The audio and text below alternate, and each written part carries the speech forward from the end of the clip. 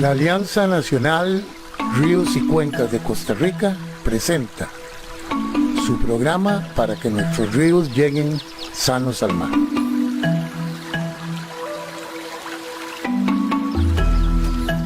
Tengan muy buenos días y bienvenidos a su programa para que nuestros ríos lleguen sanos al mar. Este programa es auspiciado por la Alianza Nacional de Ríos y Cuencas de Costa Rica y transmitido todos los sábados a las 11 a.m. por su radio actual 107.1 FM. También nos pueden encontrar en nuestras redes sociales, en el Facebook Live de la página de la Alianza y de Radio Actual. Jonathan Navarro Picado les saluda cordialmente y les agradece su sintonía. Hoy contamos con la presencia de nuestro invitado Cristian Herrera Martínez para desarrollar el tema de hoy, el cual se titula Atención a sitios de importancia para la conservación de la biodiversidad en ecosistemas dulceacuícolas. Más de 6 años de experiencia en gestión de proyectos de desarrollo sostenible, investigación y gestión de la biodiversidad, enfocados en la implementación de estrategias de manejo, conservación y restauración de la biodiversidad en América Latina. Ha trabajado principalmente en áreas protegidas, corredores biológicos y otras áreas de importancia para biodiversidad. Buenos días, Cristian. Buenos días, Jonathan. ¿Qué tal? Todo en orden. Muchas gracias por acompañarnos, a conversar un ratito sobre eh, varios temas que ponemos sobre la mesa, como lo que son biodiversidad, ecosistemas dulceacuícolas y áreas protegidas. Tres como áreas o términos bien importantes que tenemos que tener en cuenta en la conservación de los mismos. Esperamos sacar provecho de esta conversación para enseñarle al público un poquito sobre estos temas. Excelente. No, más bien, muchísimas gracias Claro. por la invitación. Eh, Muy buenos días a todos los oyentes y esperamos compartir un poco de esos temas de interés a nivel nacional. Claro, Cristian, en algunos programas para que nuestros ríos lleguen sanos al mar, hemos hablado de biodiversidad asociada a los ríos, a las quebradas o incluso de ecosistemas dulceacuícolas, pero en lo que nos compete hoy, ¿por qué son tan importantes para la biodiversidad? Si podemos iniciar por ahí. Claro. Bueno, vos sabés que Costa Rica es uno de los países más biodiversos con respecto a área por metro cuadrado o hectárea, ¿verdad? A comparación con otros países en Sudamérica. Desde los años de 1980 se le da prioridad un poco a los ecosistemas terrestres, que son a través de la creación de áreas protegidas, que empieza a ser una necesidad básicamente por todos los procesos de deforestación que han habido en el país desde mucho antes. Se deforestó la mayoría de la cobertura boscosa y en los años 80 eh, a través de gente muy visionaria, se crea el Sistema Nacional de Áreas Protegidas, pero siempre esto se hizo con una visión un poco más terrestre, ¿no? Que hay un proceso de creación de áreas protegidas desde una visión de conservar bosque.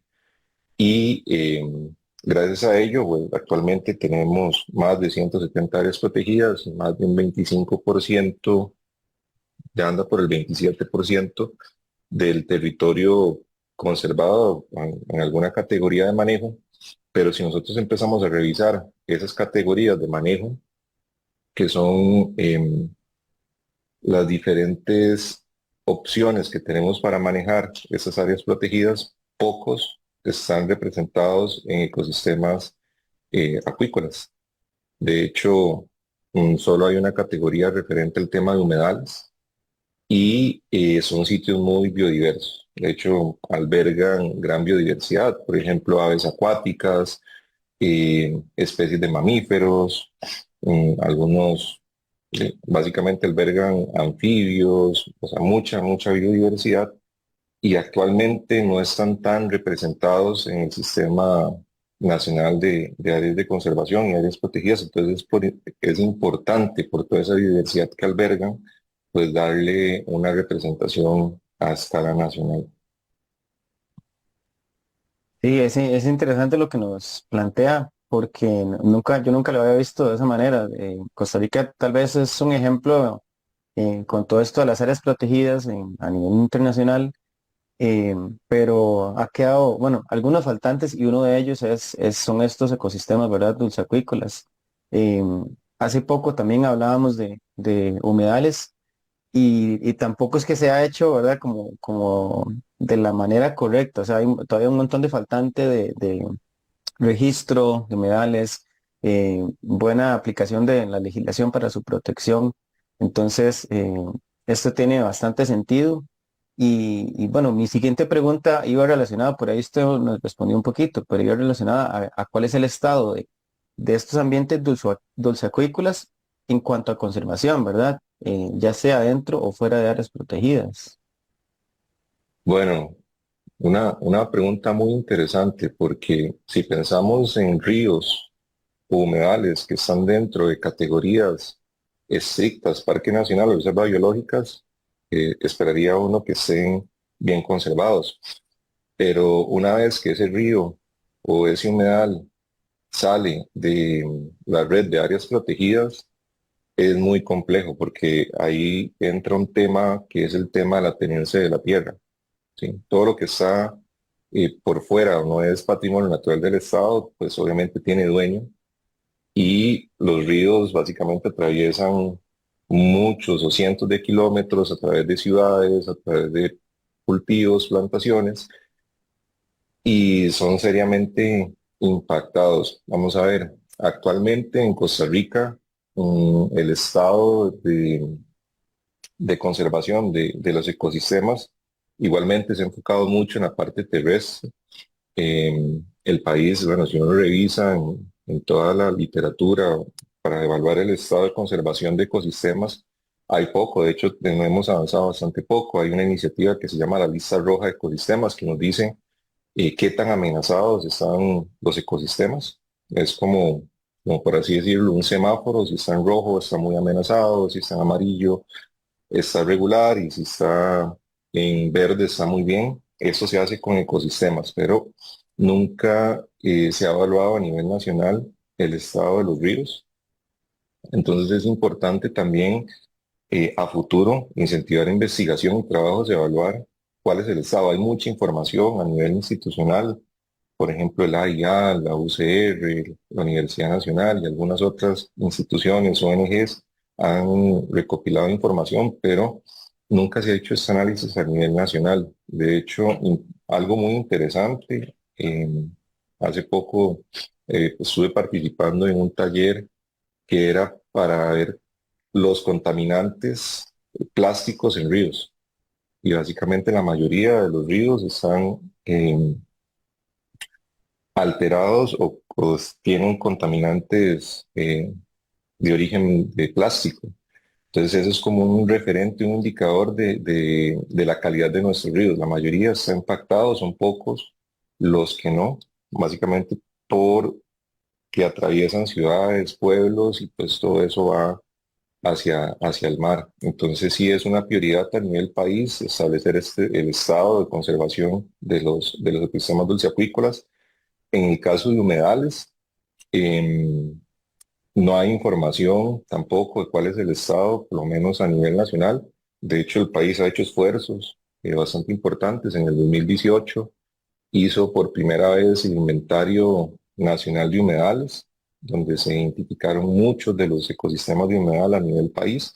Y actualmente, pues, hay un esfuerzo por reconocer otros sitios que quedaron por fuera de ese humedal, de esos humedales identificados. Uno de ellos es el humedal de Coris, ¿verdad? Que hace poco está tomando mucha importancia porque es un humedal em, que está en una zona urbana, una zona industrial bastante amenazado y no había sido reconocido como un ecosistema de humedal y es sumamente importante para la innovación de aves y mantener biodiversidad. Entonces, creo que nos hace falta mucho por resolver con respecto a la evaluación de esos ecosistemas. Usted nos da un ejemplo muy claro, este de Coris, ¿verdad? Que está en esta área y que pueden existir o existen un montón de presiones sobre ese lugar si no se identifica como tal, como un área vulnerable. Y así podemos contar un montón de ríos, de humedales y demás. En nuestro título del programa de hoy hablamos de sitios de importancia. ¿A qué nos referimos, Cristian, cuando hablamos de sitios de importancia para la conservación? ¿Cómo los clasificamos? ¿Qué aspectos o características tienen ellos para hablar de eso? Ok, para darte un poquito de antecedentes, un sitio de importancia para la conservación son sitios que están fuera de áreas protegidas, principalmente de áreas protegidas que tienen una categoría estricta, como a Parque Nacional, Reserva Biológica, o que tienen un manejo directo y que no están representados, o sea, son ecosistemas que no están representados dentro de la red que ya tenemos protegida. Entonces, por ejemplo, ahorita tenemos un 27% del territorio nacional conservado y hay ecosistemas que no están representados dentro de esta red. Entonces, lo que se procura es conservar esos sitios que sabemos que no están representados, pero que tienen biodiversidad muy característica. Entonces, lo que tratamos es llegar a una meta de conservación de los ecosistemas y lo que está afuera, tratar de conservarlo. Por ejemplo, si un ecosistema de humedal está conservado en un 80%, nos faltaría un 20% que no está conservado. Entonces es un sitio de importancia porque no está representado, posiblemente a futuro se pierda. Y otro valor es que tenga mucha biodiversidad. Entonces, si es un sitio que no está representado y que tiene mucha biodiversidad, hablemos de biodiversidad en términos de especies, cantidad de especies, es un sitio importante. Eso, vamos a ver, los antecedentes, esto se viene trabajando desde 1995, cuando el primer programa, eso se llamaba programa o un proyecto grúas, que básicamente hacían analogía a una grúa tratando de avanzar, de sacarnos de donde estábamos para crear áreas protegidas en el 95, cuando se crean las diferentes leyes, la ambiental, la orgánica, la, la de vida silvestre. Después del 95 ya se empiezan a crear toda la legislación ambiental, había una necesidad de crear áreas protegidas. De hecho, después del 95 es que se consolida el actual Sistema Nacional de Áreas de Conservación, SINAC, y ahí es donde se le da mucha importancia a la creación de áreas protegidas. Ahí se hizo el primer ejercicio de identificar estos sitios, eh, y de ahí salieron las primeras propuestas de los corredores biológicos y las áreas protegidas. En el 2007 se vuelve a actualizar, ahí se llamaban vacíos de conservación, o sea, básicamente un vacío había en nuestro sistema de áreas protegidas y que se necesitaba llenar. Del 2007, bueno, en el 2007 se hizo para los ambientes dulceacuícolas, se hizo para el marino y se hizo para el terrestre, el análisis. Y han pasado 18 años y realmente poco se ha avanzado en el reconocimiento y la consideración de esos sitios. Pues actualmente en el 2025 se está actualizando los sitios de importancia, dándole un enfoque en biodiversidad y tratando de darle un enfoque más al tema dulceacuícola. Entonces, intentamos identificar esos sitios que son muy biodiversos y que actualmente no tienen ninguna protección. Ya no estamos bajo el enfoque de crear nuevas áreas protegidas. Si las condiciones se prestan, sería a través de esa vía, pero estamos impulsando crear otras iniciativas o otras medidas efectivas de conservación como MEX o en esos sitios posiblemente aportar al pago de servicios ecosistémicos por recurso hídrico, por ejemplo, en el caso de ríos, y o conservación privada. Entonces son un poco de medidas un poco más flexibles que un área protegida de categoría 1 o 2, que sería Parque Nacional o Reserva Biológica, que así en su momento lo solicitaba el convenio de diversidad biológica. Claro, comprendo. Entonces se buscan sitios como con alguna fragilidad, ¿verdad? Por su composición de biodiversidad o la zona en la que se encuentran y se categorizan como sitios de importancia. Entonces la entiendo, Cristian, que hay una serie de indicadores para medir esto, ¿verdad? Porque usted nos dice que se plantea un trabajo no escrito, estos son los sitios y vamos a ver cuánto se avanza. Eh, ¿Cómo o qué tampoco o qué tanto se ha hecho con los sistemas dulceacuícolas desde 2007? Usted nos decía que un poco. Bastante poco, de hecho, vamos a ver, hubo atención a 3 sitios y bueno, a nivel de área de conservación sí han habido, nosotros hicimos una evaluación de esos sitios de importancia a nivel de áreas de conservación, han habido muchas actividades muy puntuales. Y como decir, bueno, aportamos en educación ambiental, en restauración, pero para la atención de esos sitios como tal, como una declaratoria, ninguno se ha decretado como un área protegida. De hecho, nosotros trabajamos en el 2018 en el sitio de importancia Acuíferos Guásimo Pocosí, que son un área muy importante de recarga acuífera, es las laderas del volcán Turrialba que van hacia todo el Caribe, principalmente Guapiles, Cariari y Pocosí, básicamente alimenta estas poblaciones de recurso hídrico. Hicimos todos los estudios técnicos científicos y al final no se ha decretado el área protegida. Entonces han pasado muchos años y hay muchas implicaciones, ¿verdad?, para la creación de un sitio como estos a través de un área protegida. En ese momento se estaba pensando en un parque nacional, que es una categoría bastante restrictiva, básicamente porque hay que comprar tierras, hay que expropiar. Entonces, en el 2025 cuesta mucho, ¿no? O sea, crear un área protegida a través de esa línea. Básicamente, creo que la limitante ha sido el enfoque. Creo que la conservación debería ser un proceso más social y un proceso voluntario de las personas a esos ecosistemas y no más bien una imposición para cumplir con estos metas internacionales. Entonces, en términos de evaluación, la parte dulceacuícola ha sido un poco integrada al sistema. Por ejemplo, como te decía, ríos, eh, no hay una categoría específica que considere un río como tal, y humedales sí, pero los ríos están básicamente abandonados y deberían verse como una oportunidad, por ejemplo, para crear corredores biológicos.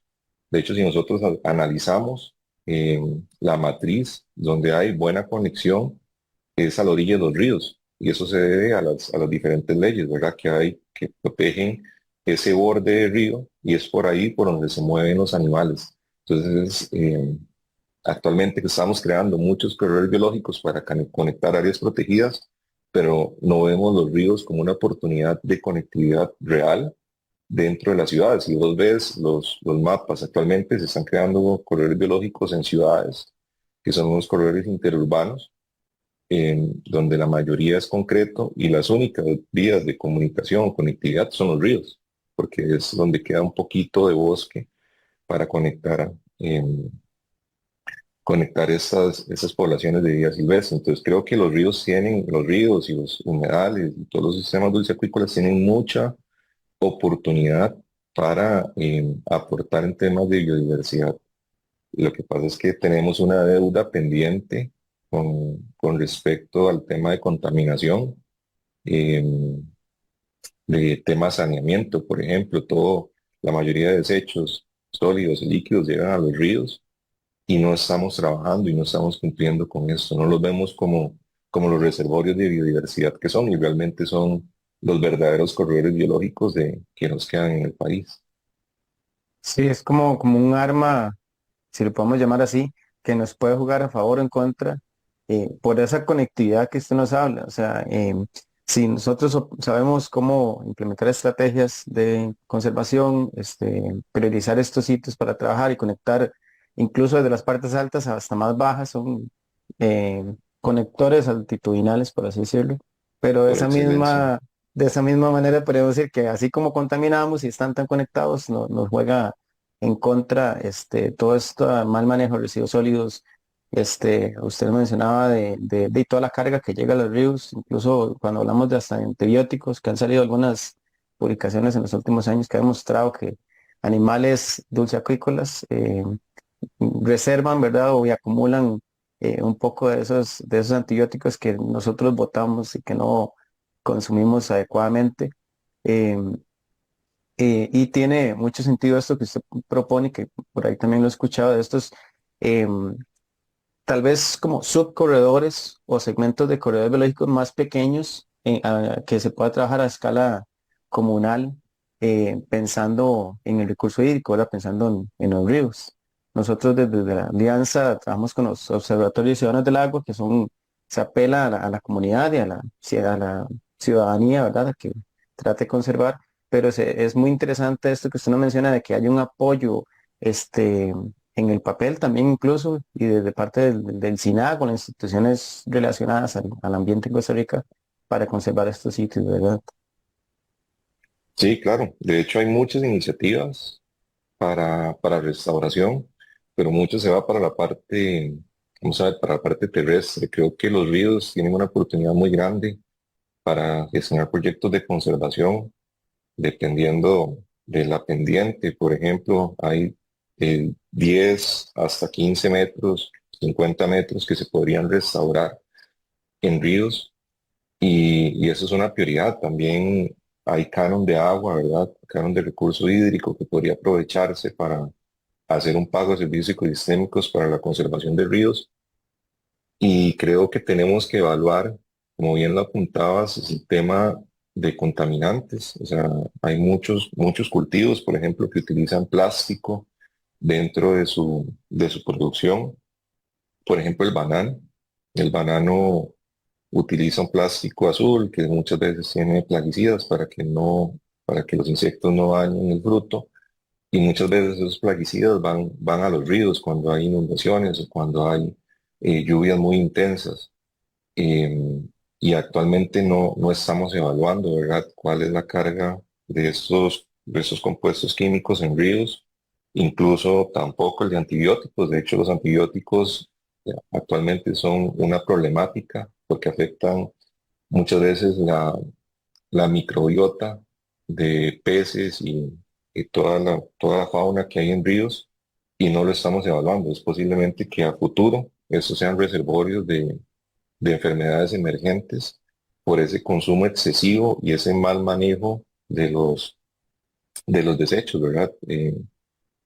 A nivel, a nivel nacional no tenemos una cultura para utilizar los antibióticos de forma correcta, simplemente tenemos una gripe y mucha gente va a una farmacia, compra un antibiótico y puede ser una gripe viral y no una gripe bacteriana y al final todo eso llega a los ríos y eso está provocando una alta resistencia. De hecho, a través de la Universidad Nacional y a través del IRET, que es el Instituto Regional de Ecotoxicología, se han hecho muchos estudios para evidenciar cada vez esto. También, por ejemplo, el tema de la cafeína que va a los ríos. Bueno, hay muchos compuestos químicos que van y que actualmente no estamos evaluando.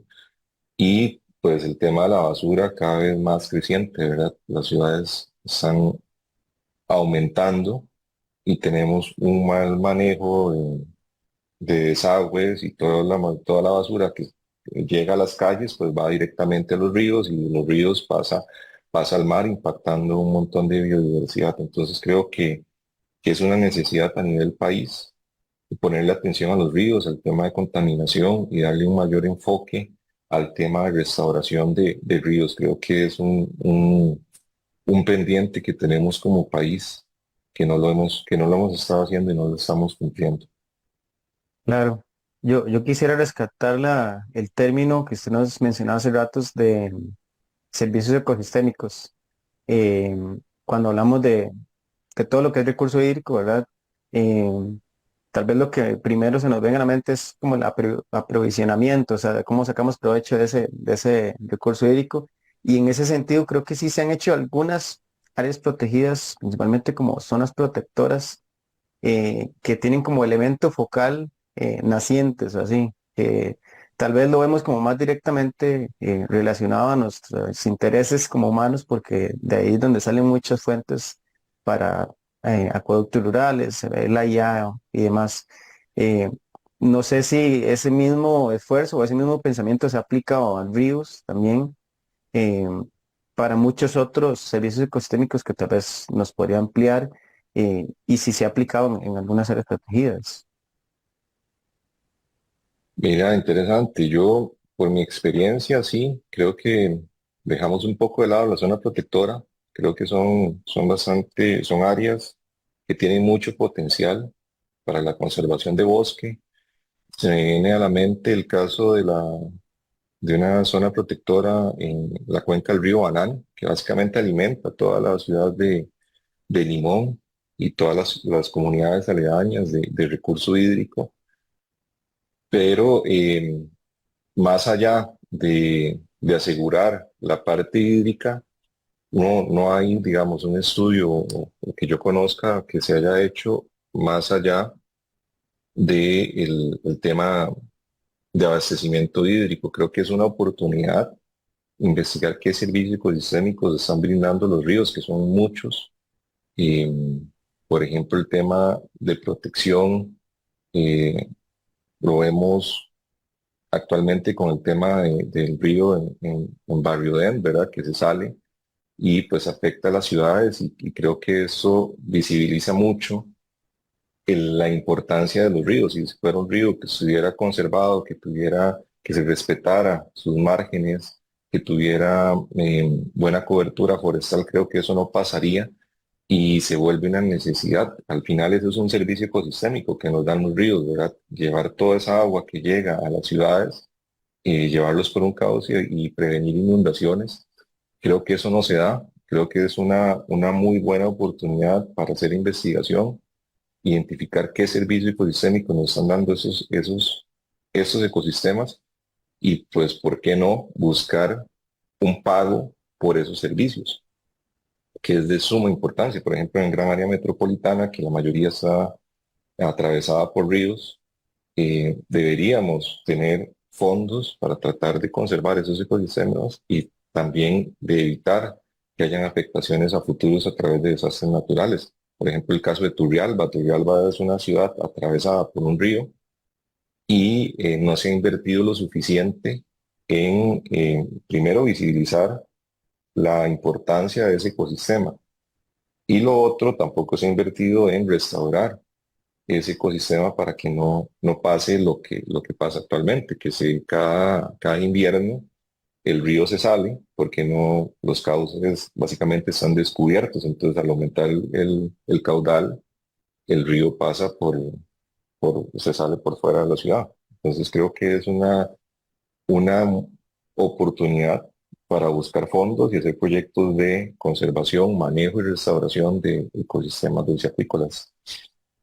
Sí, incluso es una faltante, como dice usted, trabajar en términos de prevención de desastres, eh, porque lo que se hace es como apagar fuegos.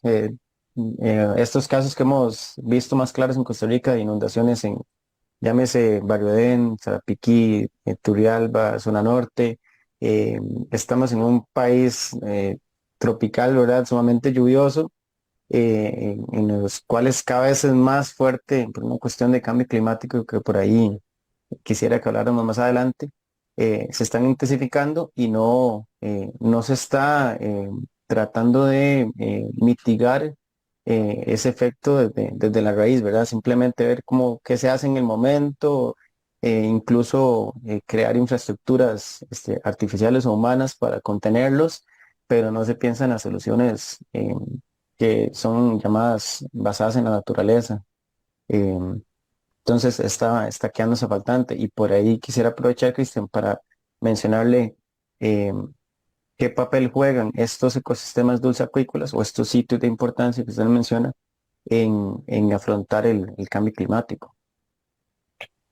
Ok, vamos a ver, con cambio climático se ha incorporado dentro de este análisis la variable climática para ver cómo va a cambiar el clima en los próximos años, eh, y básicamente identificar dónde las variables, bueno, dónde el clima va a cambiar un poco más lento. Pero cuando nosotros hablamos de cambio climático, muchas veces cuando hacemos análisis los hacemos como una fotografía. Actualmente hacemos el análisis con lo que hay, pero nunca asumimos que esas condiciones a futuro van a cambiar. Si se va a hacer más seco o se va a hacer, por ejemplo, más lluvioso. Y eso tiene serias implicaciones a nivel de ecosistemas, ¿verdad? Por ejemplo, el tema de inundaciones o el tema de incendios o sequías es un tema que va a depender mucho de esas variables. Entonces, ¿cómo lo incorporamos? Hemos tratado de incorporarlo a través de la identificación de refugios climáticos. Los refugios climáticos son lugares donde el clima o la velocidad del clima es un poco más lenta. O sea, eso quiere decir que tiene menos cambios a futuro.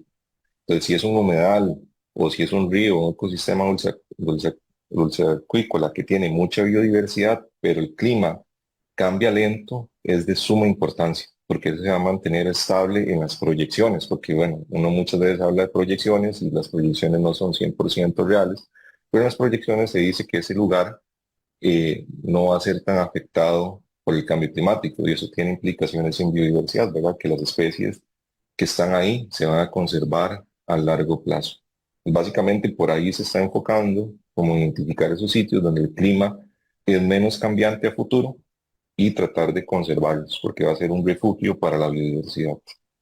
De hecho, ese enfoque debería aplicarse también a corredores biológicos y áreas protegidas a futuro, que es crear áreas protegidas donde el clima tiene menos impactos o tratar de hacer corredores biológicos donde se permita esa conectividad, por ejemplo, altitudinal, porque muchas especies van a migrar dependiendo de los cambios del clima, entonces se trata de incorporar estas variables en el análisis de la identificación de sitios. ¿Y qué áreas en Costa Rica, Cristian, podríamos ubicar eh, como esos sitios más vulnerables o que cambian más rápido climáticamente? Si mencionamos algunos sitios. Hay dos extremos, por ejemplo, vamos a ver, un caso muy puntual que no le hemos puesto tanta importancia en temas de cambio climático. Siempre decimos que las zonas más amenazadas por el cambio del clima son las zonas altas. Por ejemplo, ecosistemas de altura, turberas o páramos, porque pues, son ecosistemas que están por arriba de los 3.000 metros de altura en el país, 3.200 aproximadamente, dependiendo. Y pues obviamente si las temperaturas aumentan y las precipitaciones disminuyen, estos sitios se van a ver muy afectados porque no tienen hacia dónde más subir. Eh, pero también hay otro tipo de ecosistemas que son unos ecosistemas costeros o marino costeros que también, o sea, no tienen una franja más a donde subir. Por ejemplo, los manglares, que básicamente están en la parte más baja y un manglar pues depende mucho de esa dinámica de la costa y son especies adaptadas a ese ecosistema que si los cambios del clima son tan severos que no tienen hacia dónde más subir. Entonces creo que los ecosistemas muy bajos o los ecosistemas muy altos son ecosistemas vulnerables a esos efectos del cambio climático. Y ya lo estamos viendo, por ejemplo, en los manglares de Punta Arenas, a través del aumento del nivel del mar, incluso en el Caribe, Puerto Viejo, Limón, Cahuita, que muchos de esos ecosistemas se están perdiendo por el aumento del nivel del mar.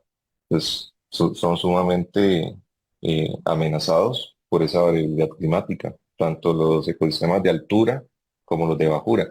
Ahora, interesante en Costa Rica que hay sitios muy importantes que están entre la franja de los 1.000 a los 1.500, pero que la mayoría fueron deforestados porque son las áreas más productivas, ¿verdad?, del país, principalmente para cultivos hortícolas o para el café.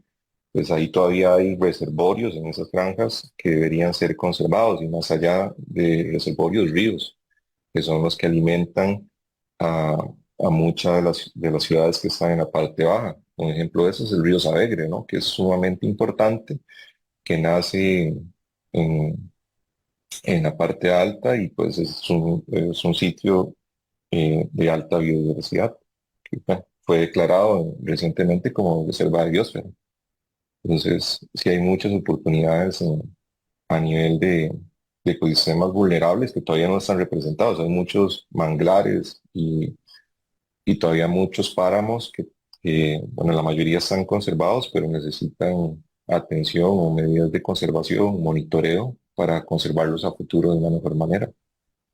Sí, estos tres grandes olvidados que usted nos menciona tienen un montón de cosas por hacer, investigación, conservación y principalmente más visibilidad, porque creo que en Costa Rica estamos acostumbrados a pensar más en función de donde hay más gente, ¿verdad? Entonces, usted nos mencionaba estos corredores interurbanos y es súper bueno e interesante que se están dando iniciativas de monitoreo biológico, limpieza, y hay como un poco más de conciencia que está despertando. Tal vez, sí, cuando la gente piensa en los parques nacionales y estas áreas que se le ha enfocado un poco más de esfuerzos. Pero bueno, recientemente hemos hablado también en algunas ocasiones de los manglares, por esa vulnerabilidad, ¿verdad? Que tienen no solamente de la llegada al mar, sino que van acumulando todo lo que está aguas arriba, ¿verdad? O sea, todas las Ujú. comunidades que están desde las partes más altas. El caso bien sonado en Costa Rica es el Voto Garavito, que responsabiliza o pone en la mesa a varias, al Ministerio de Salud, varias municipalidades e instituciones a tomar acciones porque son de los culpables en que en las partes bajas ahí, en esos manglares, estén en esas condiciones. Pero creo que los otros dos como que no los pensamos tanto, incluso mucho menos que los manglares. Todas esas partes altas, la gente dice ahí, todos lados del Chirripó, del Cerro de la Muerte, está todo bien, la vegetación, no pasa nada, no vive tanta gente, no es tan denso, pero como usted nos menciona, son sitios muy vulnerables porque en el momento en que empiecen a cambiar o están cambiando las condiciones climáticas, no hay para dónde agarrar, ya es como nuestro límite. Y el otro área que nos menciona de los 1.000, 1.500 o por ahí, bueno, lo he visto personalmente porque yo crecí en zonas cafetaleras, eh, y yo mismo caía en el error de pensar que ya no quedaba nada, ¿verdad? Incluso desde niño uno andaba ahí por los cafetales y no le prestaba mucha atención y recientemente hemos visto cierta biodiversidad más vulnerable, o especies que están en la lista roja de la UICN, y que no se le ha prestado tanta atención en cuanto a investigación y conservación. Entonces es muy interesante que nos mencione estas tres áreas, eh, y lo poco que se ha hecho. Eh, qué tanto atención se le ha puesto a estas tres áreas, Cristian, en lo que usted ha estado analizando? Vamos a ver, de hecho, cuando se crea, hablemos un poco técnicamente, ¿verdad? Cuando se identifican las áreas protegidas a nivel país, la primera fue en 1950, que fue Cabo Blanco, en la península de Nicoya. Se creó como una reserva biológica. Estas son enfocadas principalmente en investigación. Y después del 50, en el 70 y 80 es cuando se crea nuestro sistema actual, lo que conocemos hoy actualmente como nuestro Sistema Nacional de Áreas Protegidas. Entonces creo que en ese momento se pensó en conservar por oportunidad, o sea, lo que no estaba deforestado y que mantenía bosque, conservémoslo porque pues a futuro ya no va a estar. Y creo que fue muy visionario porque si no hubiera sido así, pues la mayoría de los volcanes actualmente serían cultivos, como sucede en las faldas del volcán Turrialba o el volcán Irazú, que la mayoría están enfocados en cultivos. Y si uno ve el mapa de las áreas protegidas, la mayoría son estas áreas que son de difícil acceso, un poco alejadas, ¿verdad? Y que no tenían tanto valor productivo. Entonces, nos queda mucho por hacer a nivel de pisos altitudinales, por ejemplo, la parte alta, media, uno podría decir que está bien representada, tal vez la parte baja, pero esta parte intermedia creo que es la que nos queda faltando, ¿no? Mucho por hacer. Por ejemplo, esa franja entre los 1.000, 1.500, 2.000 metros, por, básicamente por las condiciones de suelo que tienen, que son suelos muy, muy ricos, creo que debería ser una prioridad. Primero, hacer un análisis para ver cómo está la representación de áreas protegidas en pisos altitudinales y en ecosistemas. Y segundo, eh, ver qué nos queda en esos fragmentos, porque son posiblemente los corredores por excelencia que utilizarán las especies a futuro, especies que vienen de abajo y los que vienen de arriba para migrar. Entonces creo que hay una necesidad muy grande de enfocarse en esos ecosistemas porque, como bien lo mencionas, hay mucha biodiversidad amenazada.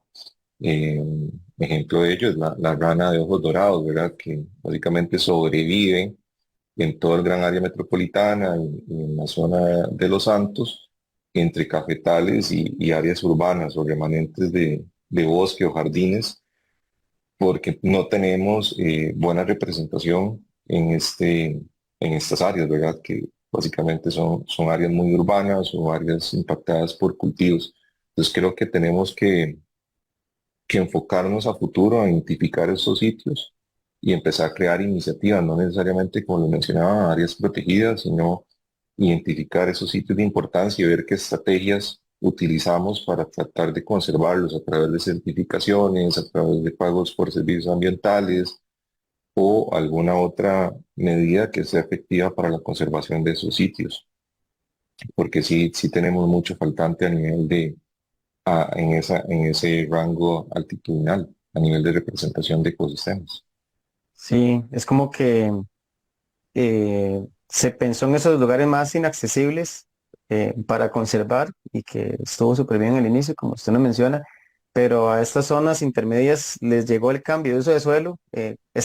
Pensemos en esta especie de los raros en los ojos dorados, estaba ahí en sus ambientes naturales, con vegetación natural, le llegó el cambio y hoy día normalizamos el que estén en cercanos a hogares o a cultivos, ¿verdad? Pero no, o sea, no es. Incluso esta especie, la rana de ojos dorados, le llaman la rana de cafetal. O sea, no es que sea la rana de cafetal, es que los cafetales le llegaron a ella. Entonces está muy interesante esto que usted nos plantea de estas zonas o estos vacíos, como menciona esta iniciativa, que quedaron por fuera de esa conservación. Y en cuanto a esto de los grúas y los vacíos, este programa, yo quisiera entrar un poquito más como en la parte de aplicación o de legalidad. ¿Cuál es como el siguiente paso? Se sientan una serie de expertos en la mesa, identifican sitios. Ahora sí, ¿a quién le corresponde empezar a trabajar en esos sitios? ¿O qué hace el SINAC, qué hace MINAE, qué hacen las instituciones relacionadas? Ok, vamos a ver, este es un proyecto, ¿verdad? Que es liderado por el SINAC. Actualmente nosotros apoyamos desde la parte técnica a hacer todos los análisis. Estamos en esta fase de actualización del 2007, ¿verdad? Que han pasado 18 años desde que el país hizo esta actualización, entonces era un pendiente muy grande. Nosotros actualmente nos encontramos en la fase de análisis para ver dónde están esos sitios. Hemos tenido varias reuniones y talleres en todas las áreas de conservación, principalmente las 10 áreas de conservación a nivel país, digamos, a nivel continental. No lo estamos haciendo para la isla del Coco porque eso se incluyó en la parte marina. De hecho, ya el informe marino se publicó el año pasado y actualmente estamos actualizando el informe terrestre y el informe dulce acuícola. Entonces, hicimos talleres con 10 áreas de conservación para ver cuáles eran los elementos que ellos consideraban importantes incluir dentro de este análisis. Posteriormente hacemos un taller de validación con las áreas de conservación y hicimos varios talleres con expertos, principalmente donde teníamos vacíos de información. Y ahí es importante mencionar que a pesar de que el país tiene muchas plataformas para evaluar el tema de biodiversidad, todavía nos falta mucho, porque la información para la toma de decisiones muchas veces no está sistematizada. O sea, tenemos muchos datos que vienen de ciencia ciudadana, tenemos muchas instituciones que están tomando datos en biodiversidad, pero muchas veces no están sistematizadas o publicadas para poder utilizarla cuando vienen esos procesos de toma de decisiones. Entonces, por ejemplo, nosotros nos encontramos, un reto muy grande de este proyecto fue contar con información de primera línea o información oficial. De hecho, si uno entra a las plataformas de información geográfica a nivel nacional, a veces los links se caen o la información no está actualizada o cuando necesitamos información de instituciones no está liberada. Entonces tenemos un faltante muy grande de información para la toma de decisiones. Entonces pasamos por ese proceso de buscar toda la información, lo más actualizado y oficial. Y actualmente, de hecho ahora el 8 de diciembre, En 8 días tenemos un taller para ver las primeras propuestas de estos sitios. Entonces, es un taller focal con tomadores de decisiones y posteriormente se hace ya la divulgación de estos sitios. El objetivo del SINAC no es crear, como les digo, áreas protegidas, sino ver qué otras medidas son más eficientes para la conservación de sitios. Entonces pueden ser sitios que son, si se identifica un sitio de importancia, se le puede dar prioridad para pago de servicios ambientales, o puede ser un área, una reserva privada, o podría ser una OMEC, que es un nuevo concepto que sale de la Unión Internacional para la Conservación de la Naturaleza, que son otras medidas efectivas para la conservación. Entonces, es ver, entraría dentro de otra categoría más flexible, que no necesita necesariamente un decreto o, no sé, una expropiación para crear el área o reconocerse como un sitio de importancia. Entonces, el otro año, ya hablando en 2026, es ver cómo se van a atender esos sitios. Actualmente estamos identificándolos y después viene un proceso para atención de estos sitios. Entonces ahora sí, ya los tenemos identificados, ahora cómo vamos a atenderlos, cómo vamos a crearlos, cómo vamos a gestionarlos. Esa es la siguiente etapa del año pasado, que es un gran avance porque en el 2017 solo se identificaron. Acá se están identificando y eh, se van a hacer las propuestas de gestión. Ok, sí, ya estaba a punto de preguntarle de esos sitios que se identificaron en 2007, cuáles sí se habían atendido, pero bueno, ahí usted me estaba respondiendo que solamente hubo identificación, tal vez se ha trabajado algo ahí como muy disperso, pero nada dirigido a esa propuesta, según entiendo. En el 2007, bueno, a través de la Asociación Costa Rica por Siempre se hicieron varios proyectos para atender esos sitios de importancia. De hecho, se atendieron varios marinos que tuvieron la parte marina se ha tenido bastante éxito, pero en la parte terrestre y acuícola no tanto. Básicamente porque, como te mencionaba, lo que queda o lo que se reconoció en ese momento como sitios importantes eran propiedades privadas. Entonces, cuando llegamos, hicimos el proceso para los acuíferos Guásimo y Pocosí. La propuesta del área de conservación, que en este caso era Tortuguero, era crear un parque nacional y se iba a llamar el Parque Nacional del Agua, que era, pues abarcaba la zona protectora de los acuíferos Guásimo y Pocosí y un área más grande. Pero ¿qué fue lo que pasó en su momento? Que esas áreas fuera de esos límites tenían dueños.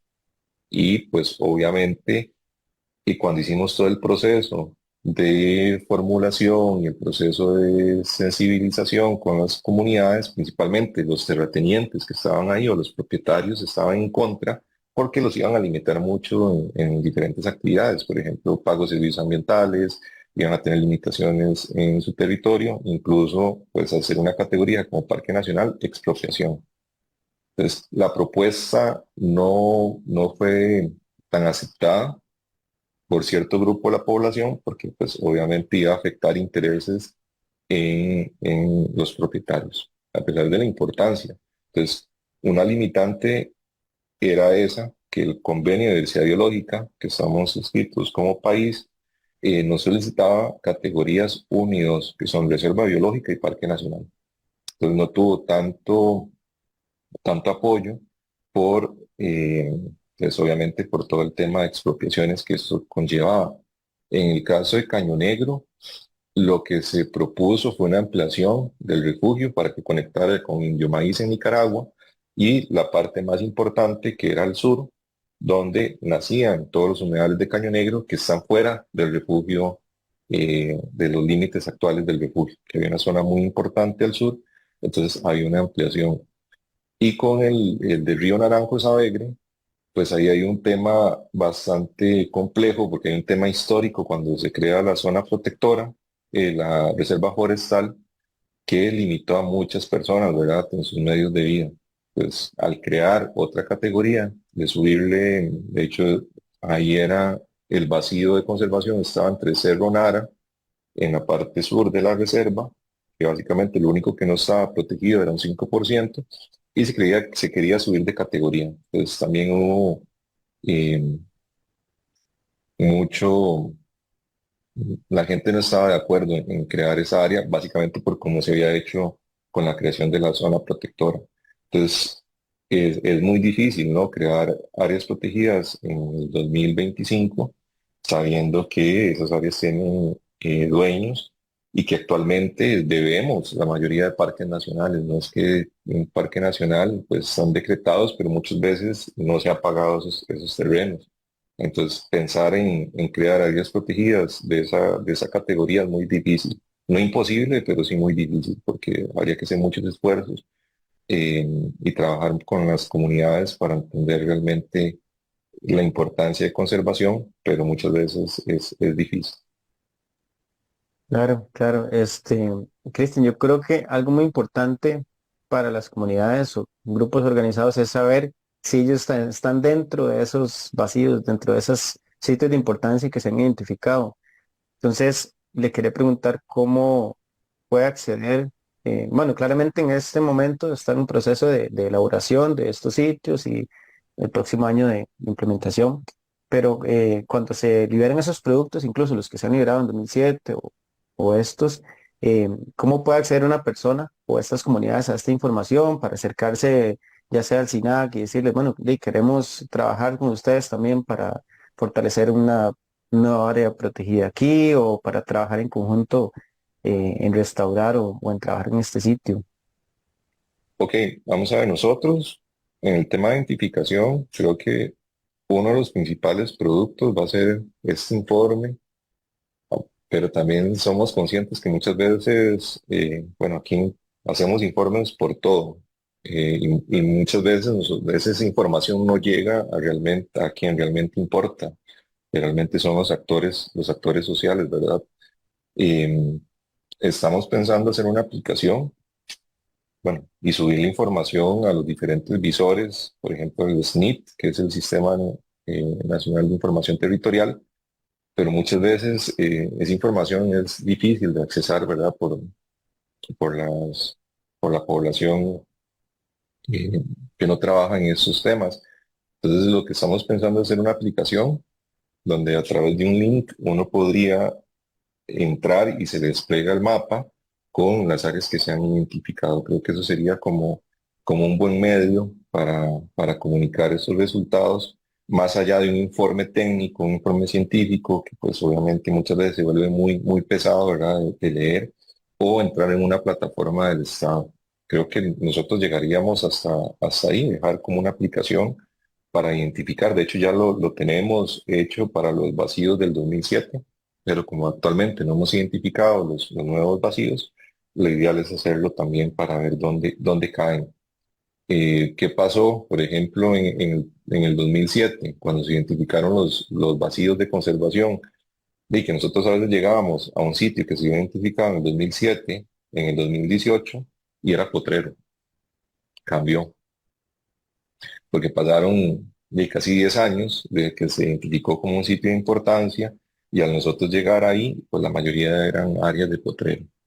Entonces, actualmente tenemos mucha mejor información espacial para identificación de sitios. Tenemos muchos filtros, por ejemplo, vamos a ver, uno de los principales requisitos es que sea río, bosque, humedal y que tenga mucha biodiversidad. Pero del otro lado tenemos el criterio de amenazas. Entonces, por ejemplo, si están dentro de una ciudad, si es potrero, si es cultivo, si es un área bastante amenazada, entonces eso le resta importancia. Entonces tratamos que esos sitios no estén donde están sumamente amenazados. Se va a hacer como, o sea, que tengan menos amenazas y que tengan mucha biodiversidad. Eso sería como la principal prioridad. Ahora, si hay sitios que tienen mucha biodiversidad, pero están muy amenazados, esos serían prioridades para restauración, porque son sitios que tienen especies únicas, pues, por así decirlo, especies endémicas, especies amenazadas, pero están seriamente amenazados. Esas son prioridades para restaurar esos sitios.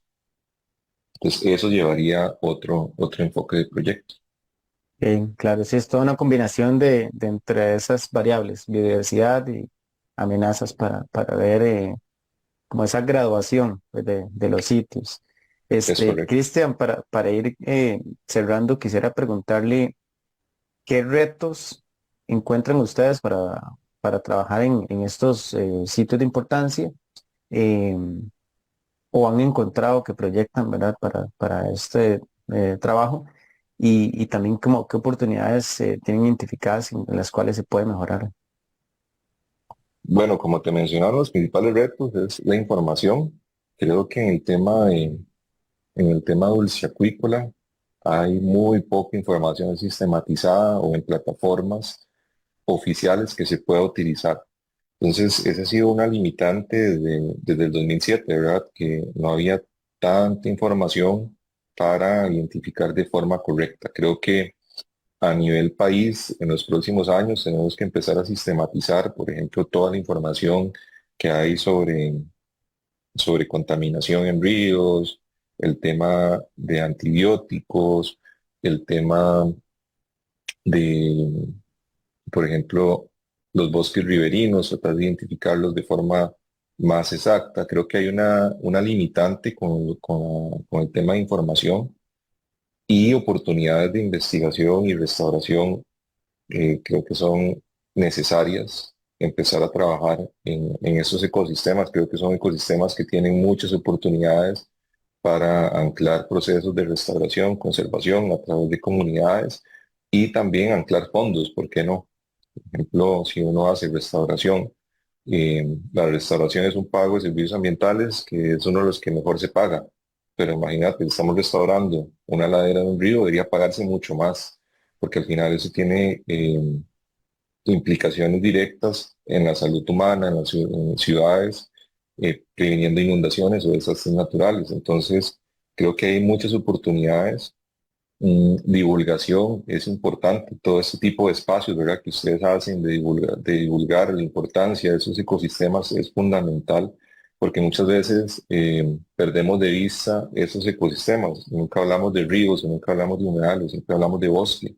Y eso lo hacemos por defecto a nivel país. Siempre estamos pensando que los ecosistemas son bosque, pero dejamos por lado los ríos y los humedales. Entonces, visibilizar estos ecosistemas es sumamente importante y ver las necesidades que hay, porque, como te digo, a nivel de amenazas son ecosistemas muy amenazados que los estamos perdiendo y no estamos trabajando a nivel nacional. Hay casos puntuales de ríos o humedales que están haciendo estudios y que se visibilizan, pero a nivel país estamos perdiendo muchos de esos ecosistemas. Por ejemplo, a través de urbanización, hay muchos humedales que realmente se están urbanizando. Por ejemplo, en la parte sur, en esos humedales de Coris, que actualmente se han identificado 130 hectáreas con criterio de humedal, hay condominios que se están realizando y se están desarrollando a futuro y están dentro de ese ecosistema humedal. Entonces, hay muchas oportunidades, pero tenemos que hacer mucho énfasis en que falta mucha investigación, falta mucho apoyo, mucha gestión. La parte legal hay que fortalecerla para realmente conservar estos sitios y, y a futuro ver esas oportunidades de restauración e investigación. Claro, claro. No, es súper importante tomar todos estos casos que usted nos menciona, todos estos retos. Esto de la información es súper importante. Estamos en la época de la data, de tantos datos, pero no sabemos cómo resumirlos, ¿verdad? Eh, y en estos sitios tan importantes. Cristian, le agradecemos por su tiempo, por haber conversado hoy en este espacio, habernos enseñado un poco sobre sitios de importancia para ecosistemas dulceacuícolas. También agradecemos a nuestros radioescuchas y las personas que nos siguen por las redes sociales. Los esperamos todos los sábados a las 11 a.m. por su programa para que nuestros ríos lleguen sanos al mar. No, Jonathan, más bien, muchísimas gracias por la invitación. Espero que haya sido bastante provechosa y no, con mucho gusto y saludos a todos los radio oyentes y muchas gracias por compartir con nosotros este conversatorio. Listo, muchas gracias. Nos vemos.